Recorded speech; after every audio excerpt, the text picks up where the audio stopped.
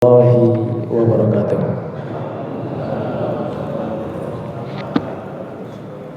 Innal hamdalillahilladzi dzallal khalqa ala ma'rifati bima aujabahu alaihim minan nadhari fi makhluqati wa bima akhbara bihi fima awhahu ila rusulihi min sifati wa nu'uti kamalati wa hajabahum an ma'rifati kunhihi wa an tafakkur fi dhatihi subhana ya'lamu ma baina aydihim wa ma khalfahum wa la yuhituna bihi ilma. Allahumma salli wa sallim wa sarrif wa majjid wa azim ala sayyidina wa maulana Muhammad wa ala alihi wa ashabihi al-muktabisina min miskati al-mustadiina bi anwari hidayati alladhina asraqat sumusul ma'rifa ala masalikihim wasaru fiha muhtadin aminin wa jaa man ba'dahum muhtadin wa ashhadu an la ilaha illallah wahdahu la syarika lah wa asyhadu anna Muhammadan abduhu wa rasuluh arsalahu bil huda wa dinil haq lidhhirahu ala dini kulli walau karihal musyrikun walau karihal kafirun walau karihal munafiqun. Amma ba'du, usikum wa nafsi bi taqwallah faqad fazal muttaqun. Wa qala an-nabiyul akram wa kanzunal mutalsam sayyidina wa maulana Muhammad sallallahu alaihi wasallam, man sanna fil islami sunnatan hasanatan kana lahu ajruha wa ajru man amila biha min ba'dihi la yanqusu dzalika min ujurihim syai'an wa man sanna fil islami sunnatan sayyi'atan kana alaihi wizruha wa wizru man amila biha man ba'dahu la yanqusu dzalika min auzarihim syai'an. Hadis riwayat Imam Muslim. Baginda Nabi Muhammad sallallahu alaihi wasallam menyampaikan, barang siapa mencetuskan ide yang baik, pemikiran yang baik, perbuatan yang baik untuk kepentingan Islam, maka dia akan mendapatkan pahalanya dan pahala orang yang mengikutinya sesudahnya tanpa mengurangi pahalanya sama sekali. Mengurangi pahala orang yang mengikutinya sama sekali. Sebaliknya, barang siapa yang mencetuskan suatu ide atau perbuatan yang jelek, maka dia akan mendapatkan dosa dan dosa orang yang mengikutinya sesudahnya tanpa mengurangi dosa orang yang melakukan kejelekan tersebut sama sekali. Hadis riwayat Imam Muslim. Baginda Nabi Muhammad sallallahu alaihi wasallam juga menyampaikan, man ra'a ma ra'ahul muslimuna hasanan fa huwa indallahi hasanun. Apa yang dipandang baik oleh kebanyakan orang Islam, maka itu di sisi Allah adalah kebaikan. Wa ma ra'ahul muslimuna qabihan fa huwa indallahi qabihun. Dan apa yang dipandang jelek oleh mayoritas umat Islam, maka itu adalah jelek di sisi Allah Subhanahu wa taala. Hadis yang lainnya, yang ketiga, Rasulullah sallallahu alaihi wasallam menyebutkan, inna ummati la tajtami'u ala dhalalatin. Umatku tidak akan bersepakat atas kesesatan. Dan Rasulullah sallallahu alaihi wasallam menyampaikan, fa idza ra'aitum ikhtilafan fa alaikum bisawadil a'dham. Jika kalian mendapatkan suatu masa di mana masa tersebut banyak perselisihan, maka kalian wajib mengikuti as-sawadul a'dham, kelompok yang besar. Dari hadis-hadis ini maka Al-Imam Malik pengarang Alfiyah mengatakan wa huwa bisabqi haizun tafdila mustaujibun sana'iyal jamilah. Dalam kitab Nahwu Alfiyah Ibn Malik, wa huwa bisabqin, guruku yang lebih senior dari aku, mendahului aku dalam ilmu nahwu, yang mengajari aku ilmu nahwu dan ilmu yang lainnya, wa huwa bisabqin mustaujibun, maka dia seharusnya dipuji. Wa huwa bisabqin mustaujibun tafdila, seharusnya mendapatkan keutamaan lebih dari aku. Itulah ungkapan daripada Imam Malik, pengarang Alfiyah. Wa huwa bisabqin mustaujibun tafdila, dan dikatakan oleh beliau, dan seharusnya mendapatkan sana'iyal jamila, pujian-pujian yang mulia. Ini adab yang diajarkan oleh baginda Nabi Muhammad kepada kita agar kita menghargai para sahabat baginda Nabi Muhammad sallallahu alaihi wasallam, agar kita menghargai para salaf kita, para ulama yang telah mendahului kita, yang telah banyak berjasa kepada kita. Mereka yang mengumpulkan fatwa Rasulullah, para sahabat, mereka yang mencatat Al-Quran, mengajarkan kepada muridnya, muridnya mengajarkan kepada muridnya, sampai kepada kita. Kebaikan-kebaikan yang mereka lakukan tidak akan pernah kita saingi. Pendahulu itu selalu ada di atas daripada generasi yang berikutnya.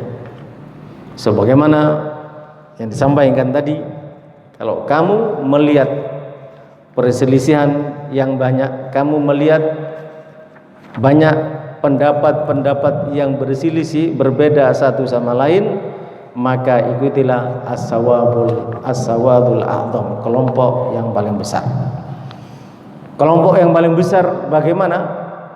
Kelompok yang paling besar adalah kelompok yang mengikuti Rasulullah dan mengikuti sahabat Rasulullah, terutama sahabat yang 4. Yang diantaranya baginda Nabi Muhammad sallallahu alaihi wasallam menyampaikan, fa innahu man ya'su minkum.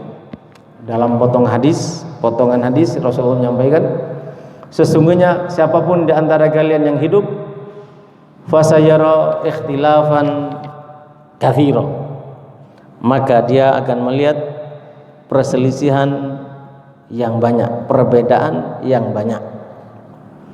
Perbedaan yang bagaimana?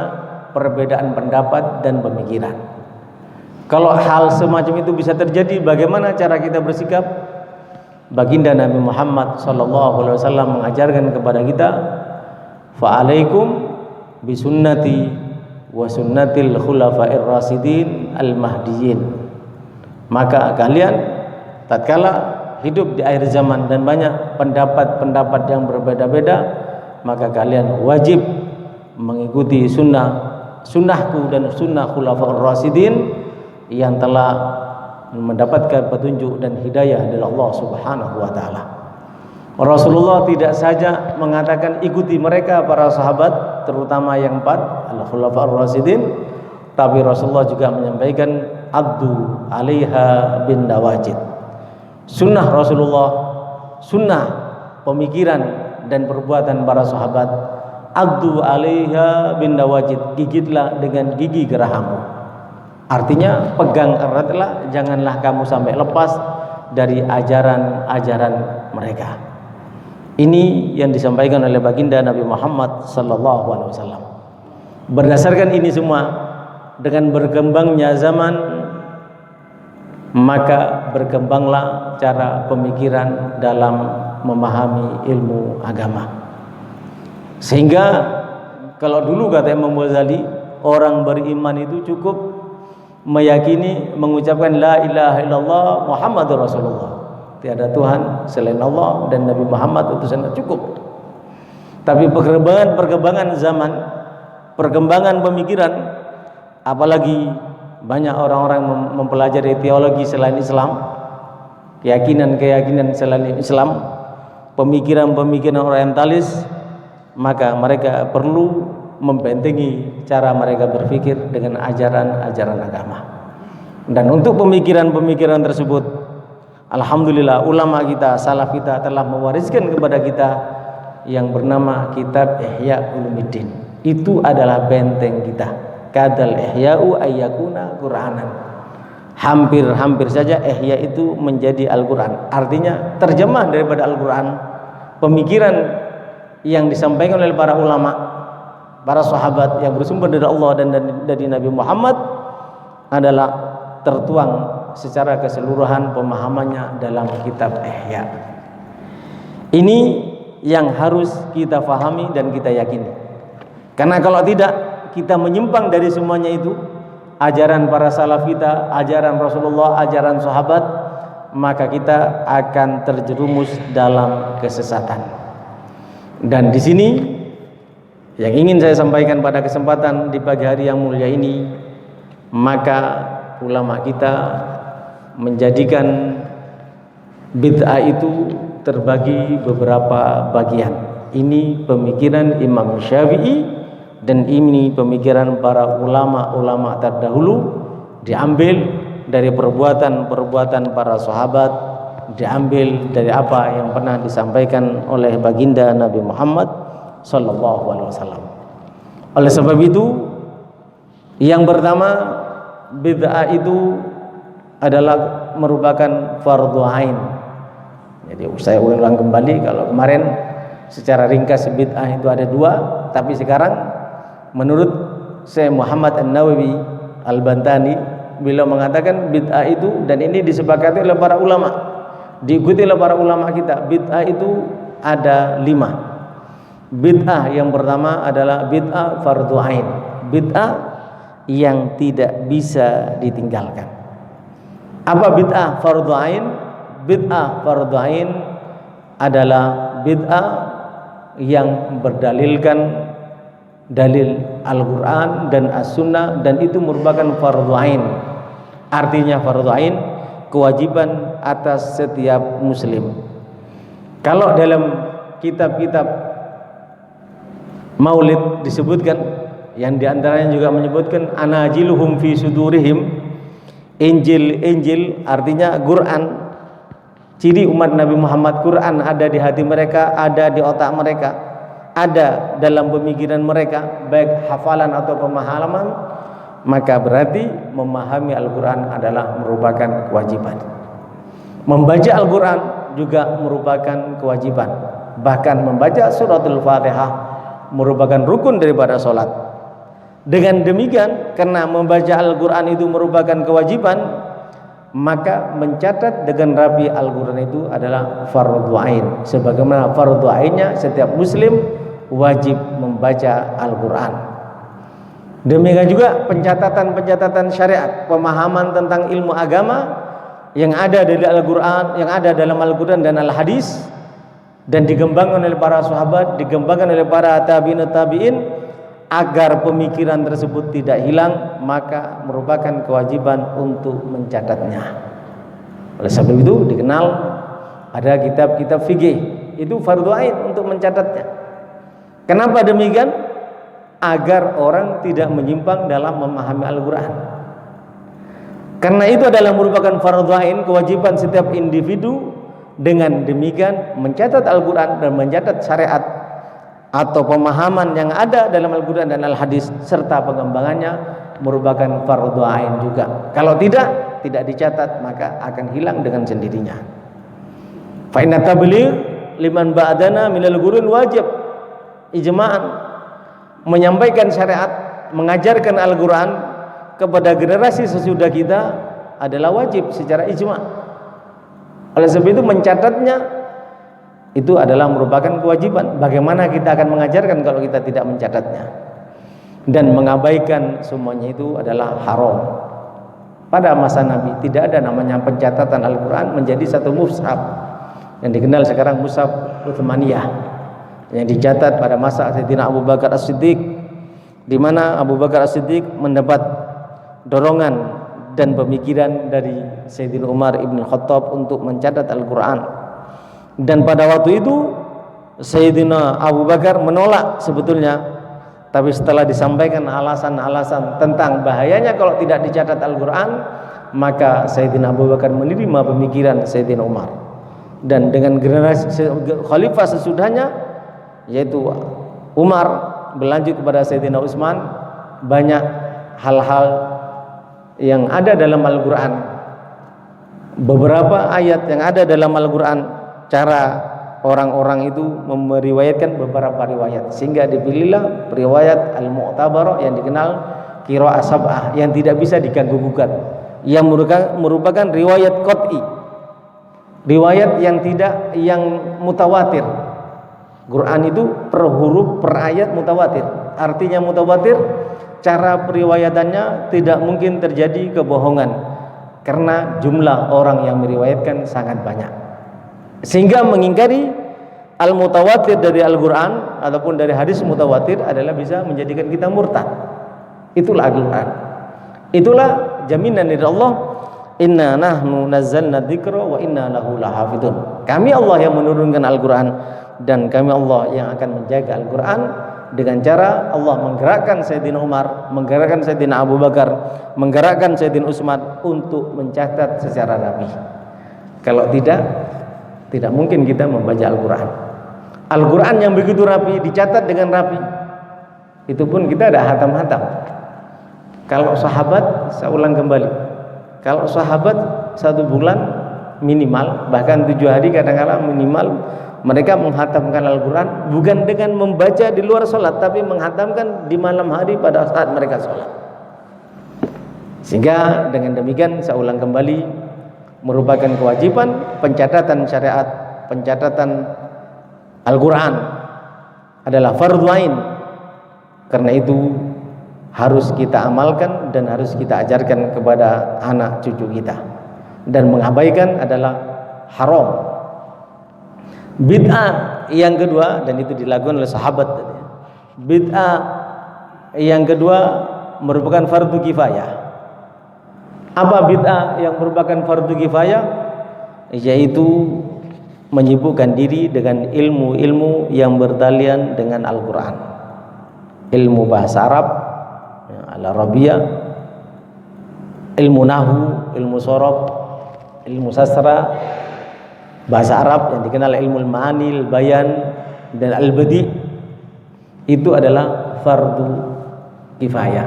Artinya tidak semuanya harus bisa, tapi cukup orang-orang tertentu, orang yang mempunyai kemampuan dan mempunyai waktu untuk belajar agama, mereka belajar agama. Kenapa demikian? Karena kalau tidak ada orang yang mengerti bahasa Arab, tidak ada orang yang mengerti nahu, tidak ada orang yang mengerti sorof dan ilmu sastra bahasa Arab, nanti orang menafsirkan Al-Quran hanya modal terjemahan. Kalau sudah modal terjemahan, pasti akan sesat, karena akan menafsirkan Al-Quran dengan otaknya sendiri. Dan itu sudah disampaikan oleh baginda Nabi Muhammad, man fassara Al-Quran bi ra'yi falyatabawwa maq'adahu minan nar. Barang siapa menafsirkan Al-Quran dengan pemikirannya sendiri, tidak berlandaskan Al-Quran dan tidak berlandaskan hadis, serta tidak berlandaskan pemahaman para sahabat yang mereka dapat daripada Rasulullah dan santri-santri sahabat yang mereka dapat daripada sahabat, kalau menafsirkan Al-Quran tidak berlandaskan itu semuanya, maka siapapun yang berani melakukan seperti itu, berarti dia telah mempersiapkan diri untuk menjadi penduduk tetap dalam neraka jahanam. Sebagai contoh, ada 2 ayat dalam Al-Quran. Innal ladzina tawaffahumul malaikatu, innal ladzina, yang dikatakan oleh Allah Subhanahu wa taala dalam Al-Quran, walladzina tawaffawna minkum yadrun azwajan yatarabbasna bi anfusina mata'an ilal haul. Ayat yang kedua, innal ladzina tawaffawna alladzina tawaffawna, dan dikatakan di situ yatawaffawna arba'ata ashhurin wa ashra. Jadi iddah itu Kalau orang ditinggal suaminya namanya iddah, harus tidak boleh keluar rumah, tidak boleh berdandan, artinya bergabung ya. Dalam Al-Quran ada 2 ayat. Ayat yang pertama menyebutkan 1 tahun, mataan ilal haul, masa iddah itu 1 tahun. Ayat yang kedua mengatakan arba'at asyhurin wa asra, 4 bulan 10 hari. Kalau hanya berdasarkan Al-Quran, maka nanti saya nanya berfatwa. Padahal dari 2 ayat ini, salah satu di antara ayat itu mansukh, sudah dihapus hukumnya, tapi ayatnya tidak dihapus. Alladzina tawaffawna minkum wa yadhurun azwajan mataan ilal haul, itu dihapus dengan yatarabbasna bi anfusina arba'ata asyhurin wa asyra. Dan masih banyak ayat-ayat yang lainnya yang apabila kita terjemahkan akan menjadikan kita tersesat kalau kita tidak berlandaskan Al-Quran, tidak menafsirkan Al-Quran dengan Al-Quran, tidak menafsirkan Al-Quran dengan hadis, tidak menafsirkan Al-Quran dengan pendapat para sahabat, dan tidak menafsirkan Al-Quran dengan para santri sahabat yang dikenal para ahli tafsir pada masa kita sekarang ini. Dan banyak hal semacam itu. Sebab itu ini termasuk bid'ah fardu kifayah, harus ada itu. Kalau tidak ada, maka akan menjadikan umat ini tersesat. Sebagai contoh juga kesesatan yang terjadi dalam pemikiran. Ada sebagian di antara kita mengatakan dalam firman Allah Subhanahu wa taala, innaka la tahdi man ahbabta walakinallahu yahdi man yasha. Wahai Muhammad, kamu tidak akan mampu memberi petunjuk kepada orang yang kamu sukai, tapi Allah akan memberi petunjuk kepada orang yang disukai. Ayat ini sebagian orang dijadikan sebagai dalil atas kekafiran Abu Thalib. Padahal dalam ayat yang lain, Abu Thalib itu dalam sejarah adalah termasuk orang yang paling berjasa dalam perjuangan dakwah baginda Nabi Muhammad. Dan Abu Thalib itu termasuk salah satu paman Rasulullah yang dicintai oleh Rasulullah.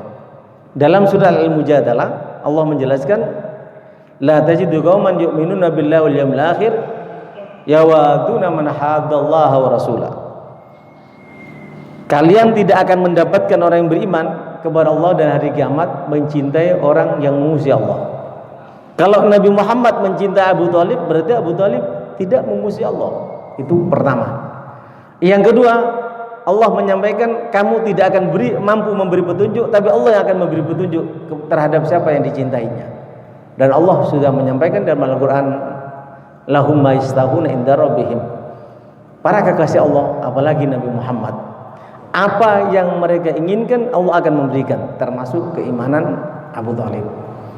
Sehingga banyak orang yang salah paham dalam menafsirkan innaka la tahdi man ahbabta walakin Allah yahdi may yasha. Dalam penafsiran hadis juga seperti itu. Ini perlu kita pahami pentingnya ilmu bahasa Arab, pentingnya ilmu nahwu, dan pentingnya sorof, pentingnya sastra bahasa Arab yang dikenal dengan al-ma'ani, al-bayan, wal-badi. Bagaimana Rasulullah menyampaikan, antum a'lamu bi umuri dunyakum, kamu lebih tahu tentang urusan dunia kamu. Tentang orang yang menanam, ini harus kita ulang, tentang orang yang menjodohkan pohon kurma agar berbuah. Kalau sudah berkembang kurma itu mengeluarkan kembangnya, maka yang punya pohon kurma akan naik menjodohkan kurmanya. Kalau tidak bisa berbuah. Kata Nabi, jangan dijodohkan, jangan dikawinkan. Si sahabat menjawab, kalau tidak dikawinkan tidak berbuah ya Rasulullah. Kata Rasul, jangan dikawinkan. Dijawab berkali-kali, kalau tidak dikawinkan tidak akan berbuah ya Rasulullah. Lalu Rasulullah menyampaikan, ya kalau gitu kamu lebih tahu tentang urusan dunia kamu. Apakah Rasulullah tidak tahu kalau kurma itu tidak dikawinkan tidak berbuah? Tentu Rasulullah tahu. Rasulullah hidup bersama Halimatus Sa'diyah di desa. Rasulullah hidup di Madinah. Rasulullah hidup di negeri Arab yang di situ banyak pohon kurma. Tentu Rasulullah tahu. Kenapa Rasulullah mengatakan demikian? Itu karena Rasulullah kasih sayang kepada umatnya, jangan sampai naik pohon supaya tidak capek-capek dengan mukjizat Rasulullah yang awalnya pohon kurma kalau tidak dikawinkan tidak bisa berbuah, sekarang dengan mukjizat Rasulullah tanpa dikawinkan bisa berbuah. Artinya apa? Antum a'lamu bi umuri dunyakum. Kalau kamu tidak mau ya terserah kamu. Bukan Rasulullah tidak tahu. Ini dalam ilmu badi, dalam ilmu bahasa Arab dan ilmu sastra, ilmu ma'ani wal ilmu bayan, itu diajarkan bagaimana tata bahasa yang seharusnya disampaikan kepada orang yang tidak memahami tentang perkataan. Jadi tidak bisa diartikan apa adanya. Tidak bisa diartikan apa adanya.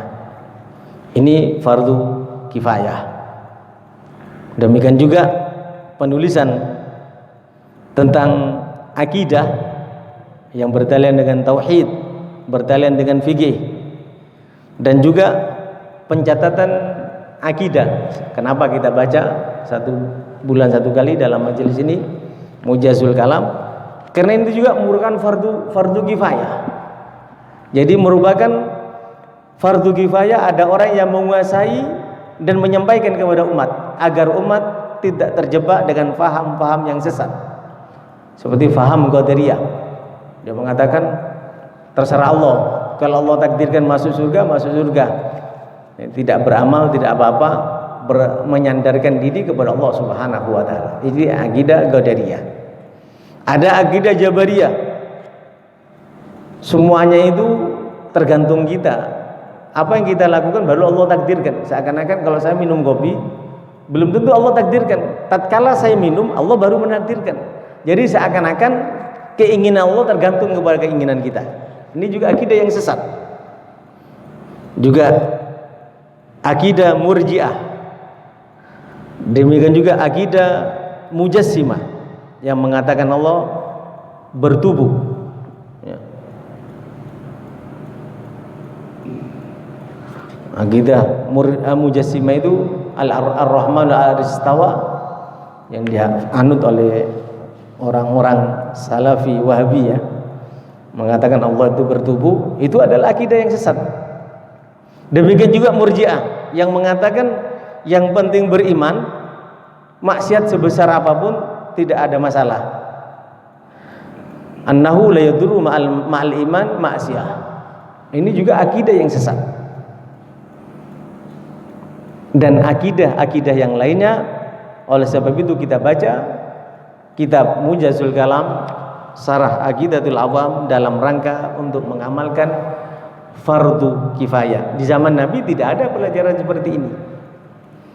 Yang kedua, bid'ah yang haram. Bid'ah yang haram adalah bid'ah yang bertentangan dengan ajaran agama, dengan dalil-dalil Al-Quran dan dalil hadis yang bersumber daripada baginda Nabi Muhammad. Termasuk diantaranya tentang pajak. Islam tidak mengenal pajak, tidak mengenal biaya cukai, tapi Islam mengenal yang namanya zakat. Itu adalah bid'ah yang haram. Termasuk diantaranya takdimul juhal alal ulama, mengedepankan orang bodoh terhadap ulama. Jadi ulama harus ikut orang bodoh, ya tidak karuan akhirnya. Ya, akhirnya memisahkan agama daripada negara dan memisahkan negara daripada agama. Dimana kalau kita pahami bersama dan kita kenal bersama dan kita pelajari bersama, tentunya laula syara'i atau laula din lasarun nasa nasu al-bahaim. Tanpa agama maka manusia ini akan jadi binatang. Begitu pendapat para ulama kita. Kalau sudah dipisahkan antara negara dengan agama, maka kemungkaran dan kezaliman yang akan kita lakukan. Jadi tidak boleh mengedepankan orang bodoh terhadap ulama. Sebab itu yang harus dikedepankan bukan karena pakaiannya, harus dikedepankan bukan kekayaannya, tapi yang harus dikedepankan karena ilmunya. Itu bid'ah yang haram. Dan memberi jabatan agama kepada orang yang tidak layak secara tawatu, tidak ngerti agama dijadikan tokoh agama. tidak takut kepada Allah, kerjaannya maksiat, dijadikan tokoh agama. Itu adalah bid'ah yang haram. Adapun bid'ah yang sunnah adalah bid'ah yang ketiga adalah bid'ah yang sunnah, sebagaimana sholat tarawih dan juga bid'ah yang sunnah. Bisa dikatakan bid'ah yang sunnah, menaruh, karena zaman perubahan seperti ini, anak muda itu senangnya itu tampilan, casing. Maka kalau kita tidak taruh di rumah kita itu foto-foto orang yang soleh, mereka akan menaruh foto-foto pemain bola, bintang film yang tidak beriman kepada Allah. Itu termasuk bid'ah, tapi bid'ah yang dianjurkan. Supaya apa? Kalau anak kita masuk ke rumah kita melihat foto orang yang soleh, oh ini orang fotonya ditaruh, kenapa? Karena sejarahnya demikian, akhlaknya demikian, perjuangannya dan pengorbanannya untuk Islam demikian. Perlu semacam itu. Demikian juga bid'ah hasanah. Kalau pada zaman sahabat, orang itu dimuliakan karena keagamaannya dan karena hijrahnya. Awal hijrah yang lebih awal itu adalah yang dimuliakan. Tapi dengan perkembangan zaman, tatanan seperti itu berubah menjadi rusak. Mereka dimuliakan karena la yu'azzamuna illa bisuar. Mereka tidak dimuliakan kecuali dengan penampilan. Jadi ulama itu ya harus berdasarkan penampilan ulama. Ya sorban itu imamah itu sunnah ya. Imamah itu sunnah waktu sholat dan semacamnya. Tapi dalam majelis-majelis, kalau kita tidak berilmu jangan pakai imamah, supaya ada bedanya antara orang awam dengan ulama. Mengedepankan mereka karena pakaiannya, karena penampilannya, itu adalah bid'ah yang jelek. Tapi mengedepankan ulama itu adalah bid'ah yang baik, bahkan dikatakan bid'ah yang haram. Berikutnya bid'ah yang keempat, bid'ah yang makruh. Apa bid'ah yang makruh? Yaitu ma tanawudul adil karah min asy-syari'ah wa itu katakhsis al-ayyam al-fadilah ala ghairi binawi min al-ibadah lam tusra. Hari-hari tertentu yang dimuliakan melakukan satu ibadah yang tidak ada ajarannya. Zada watuhum min al-bid'ah al-makruha, mengatakan bid'ah yang dimakruhkan juga memperindah masjid dan menghiasi Al-Quran. Dia perbuatan-perbuatan yang berdalil dengan kehidupan, yang merupakan perbuatan tidak disenangi oleh Rasulullah, tapi tidak diharamkan, itu namanya bid'ah yang sunnah. Bahkan baginda Nabi Muhammad SAW menyampaikan, kami tidak diperintah bitazyiqil masjid, kami tidak diperintah untuk menghiasi masjid. Bangun masjid banyak gambarnya, banyak ornamennya, banyak, itu adalah bid'ah yang makruh, bid'ah yang dibenci. Bahkan baginda Nabi Muhammad SAW pada saat sholat tabir Sayyidatuna Aisyah itu ada garisnya, ada gambarnya. Rasulullah memanggil Sayyidatuna Aisyah, kembalikan untuk mengganti yang tanpa gambar. Kenapa?